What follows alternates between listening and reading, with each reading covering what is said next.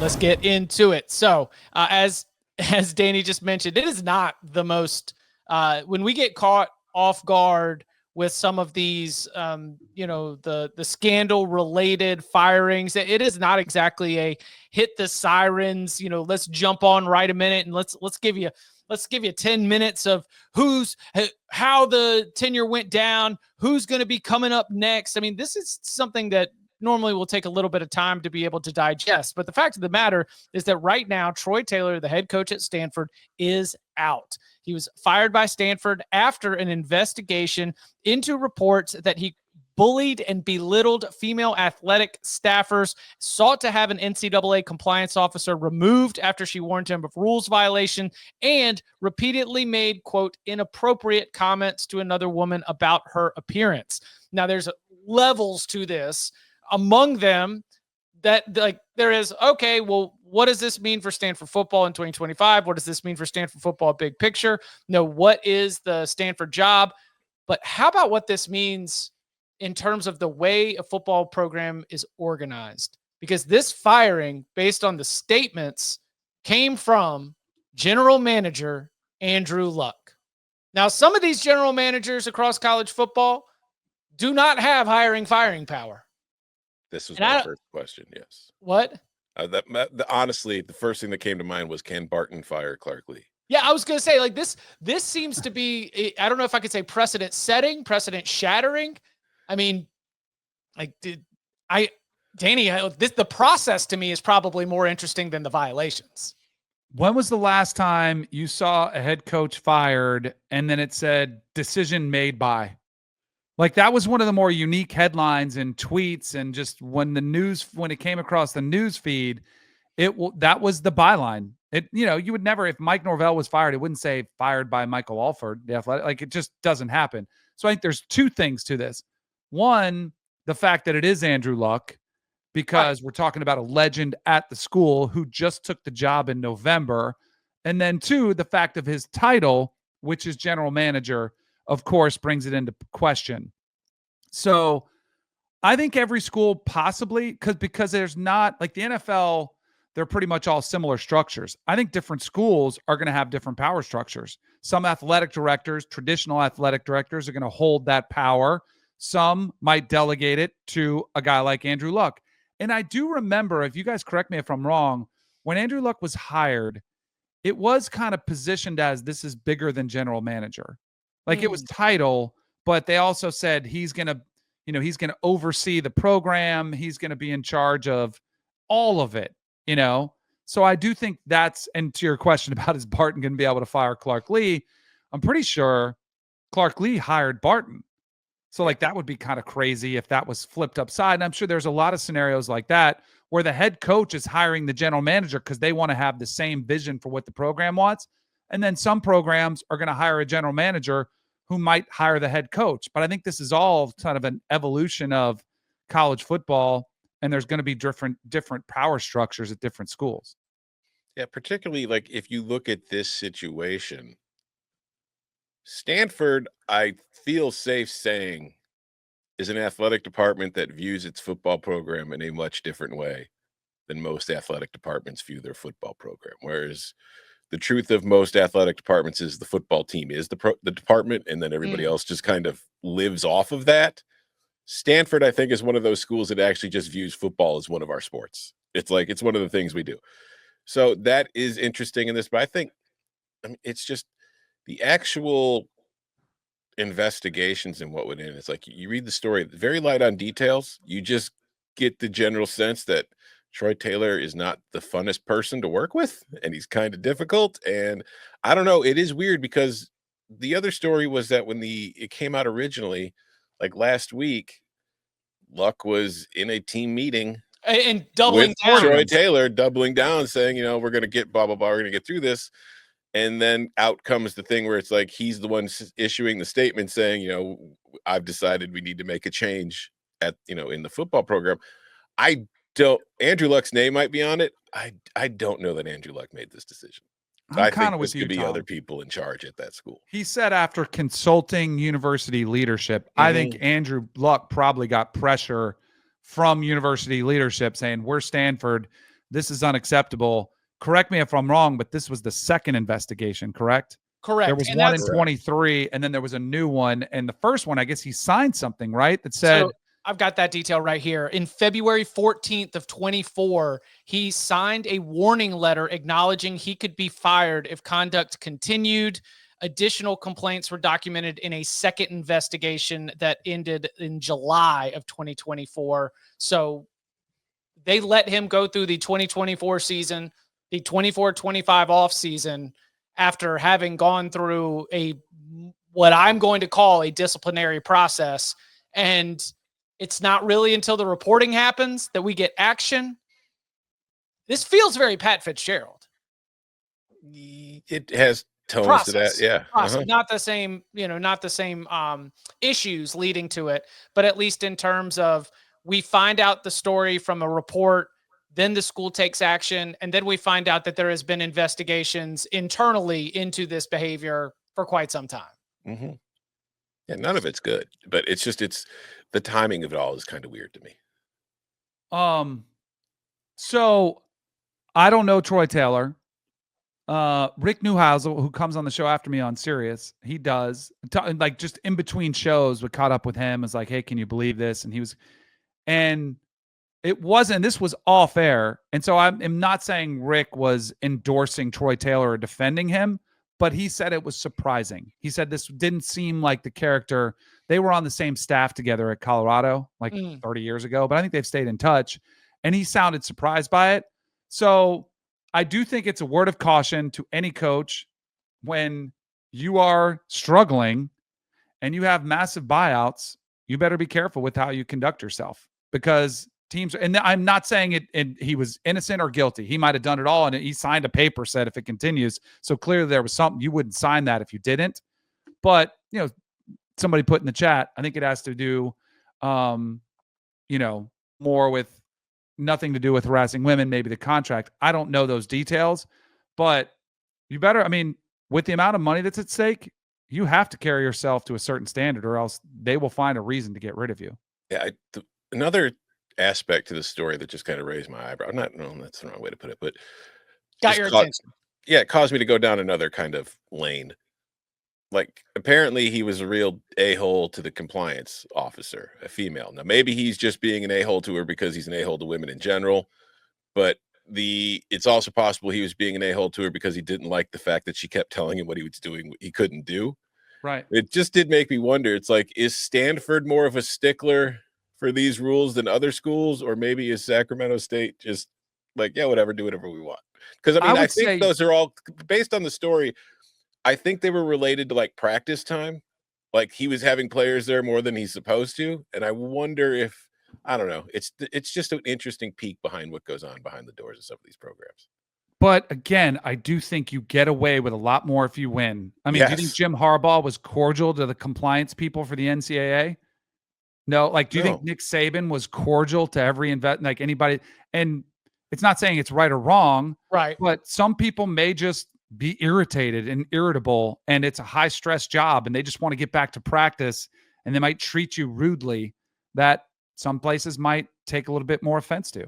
Yeah, there are plenty of examples of college coaches in basketball and football who are gigantic a-holes, but they win. So you just say, hey, they're just being honest. That's just who they are. I love it. I appreciate the honesty. No, they're just a dick. I spoke with a college staffer who was explaining about coming right out of college. They were hoping to get into, like sports media and communications, and they got a job at Auburn, but the only job that was available was in compliance. Oh no, the year's 2010, which means they spent the entire season digging through Cecil Newton's phone records and the number of things. The compliance office is one of the most interesting places. And to your point, Tom, that compliance officer could have been male. That compliance officer could have been female. That compliance officer could have been an alien. And Troy Taylor might have been like, I cannot stand this person because I am trying to field a winning football program and you are hammering me on the tiniest of details. And maybe because you are Stanford, the Directors Cup champions, you want to follow every single one of those NCAA rules and bylaws and details. Mm-hmm. I mean, they didn't really. I was doing some research this morning. I mean, they were one of the last to kind of, I don't even want to say embrace NIL. They were like, well, man, we really have to do something. And they didn't do it for a couple years. They completely ignore the transfer portal. Like, they are different. They do hold themselves to a totally different standard, which They is run admirable themselves in like a university and not a football team. Exactly. It is. I was just going to say it's admirable in a lot of ways, but in a lot of ways, it cost them competitively for sure. I know Bud has brought this up. I think even Barton did too when he was still here. The early signing period wrecked Stanford because of Stanford's admissions calendar. Mm-hmm. Like, they just could not promise recruits that you're in based on when students are admitted.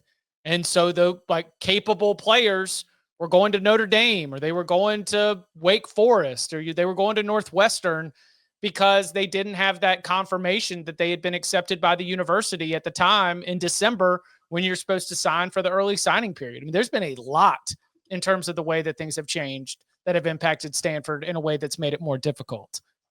So what now? Andrew Luck for coach. I mean, we've got to go interim coach here. There's no way that, right? Well, there is a somebody similar. Who's available. What'd you say? I could think of somebody who's probably available. Are you saying Andrew Luck? Nope. Oh, he's currently the passing game coordinator for the Detroit Lions.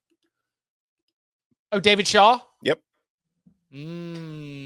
Or get Condoleezza Rice. Remember when Schefter tweeted that she was running to be like the coach of the Browns? Oh, the Browns. Clearly, like, Condi can run the football team. So, Chip, you said you have to go interim. There is a similar situation that unfolded.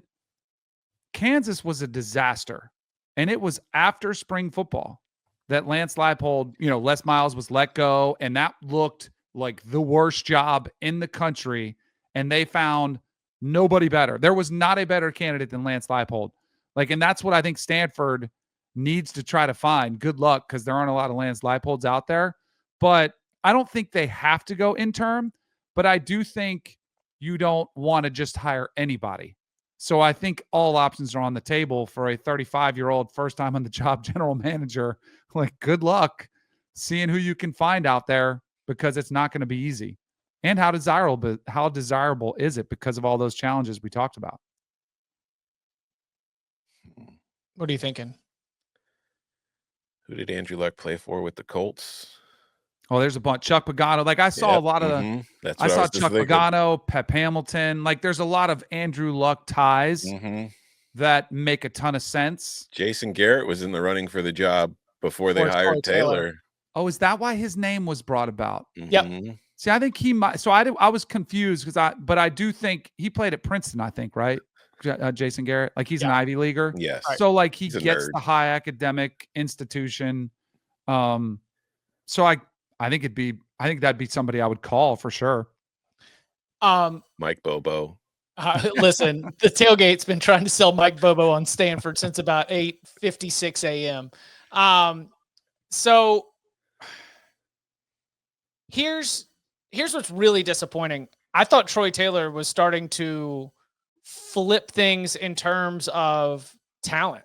The guy who's one of the players who's in the running for quarterback this year, Elijah Brown's a 4-star prospect who had other power conference offers out there on the West Coast, a modern day kid, at the high school powerhouse out there in California.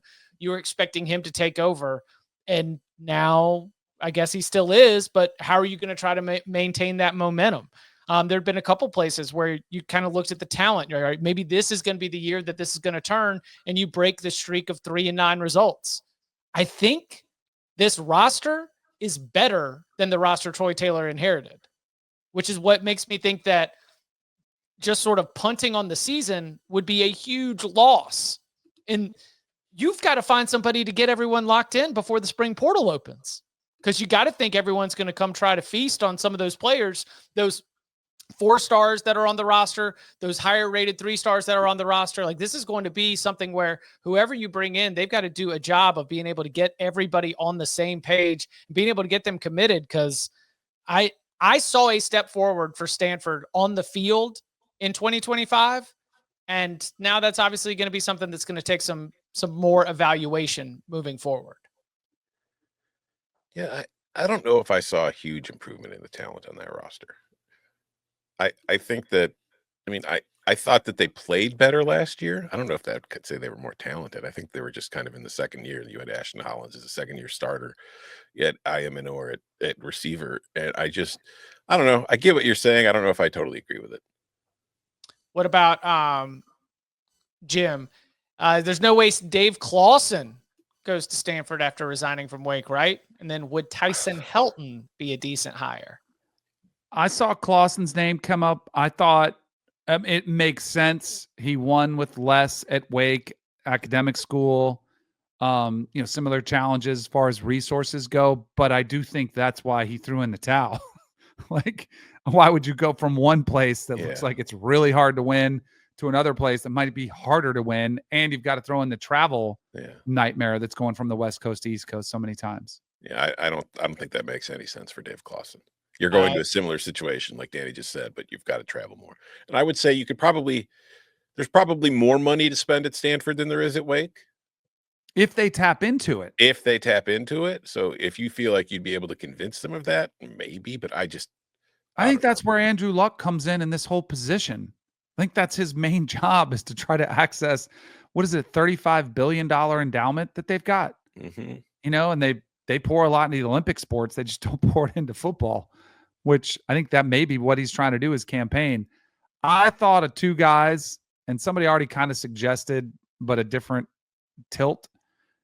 I think Jeff Monken or Troy Calhoun at the academies, like either one of those two guys that embrace a challenge. They talk about some hard places to win with the lack of resources and academic requirements and just everything you have to deal with.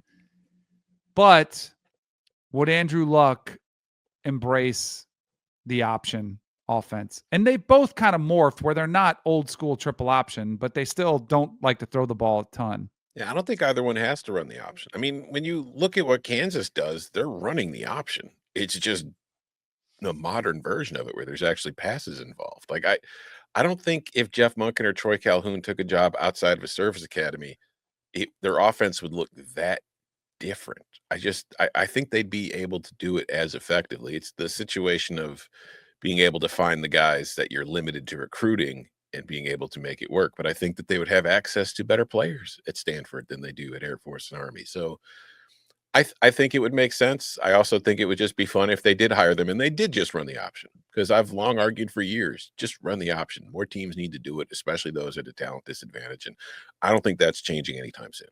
Andrew Luck demands that if you run the option, you at least have to run Spider 2 Y Banana 3 times a game. Okay, you just got to at least have that rollout with the tight end leak. The thing about Andrew Luck, though, is I bet Andrew Luck wouldn't have minded running an option offense himself. I bet he would have had fun. I bet he would have been great. I bet he would have loved it. He's a mobile big boy. Yes. That was one of the things everybody loved about him, as like the perfect prospect. Great point from Patrick in the tailgate. Ken Niumatalolo didn't run the option at San Jose State. Air raid. Yeah. He's just a good coach who an opportunity might be there for either one of those. And then is Stanford a mid-tier or a low-tier job in the Atlantic Coast Conference? Low tier. Low tier. Yeah. Gosh. I mean, there's 17 schools. Really being in the low tier means there's like 12 jobs better than you. Top tier school, low tier football. Yep. I mean, we might look back on the Harbaugh-Shaw era as just like a comet. Golden era. Although, I mean, they have had some history. I mean, they did have some of the greatest coaches and quarterbacks that we've seen, come through the game and coached and played there. But they were in Rose Bowls. Yeah, but I think that, I mean, this is just like a byproduct of the changes to the sport. You're seeing schools like smaller private schools, or schools like Stanford's, like schools that look at themselves still as schools and not just, hey, we can make money playing football, like programs. They're unless they adapt, and odds are they won't, because they don't really want to. It's going to be really hard for them to keep up.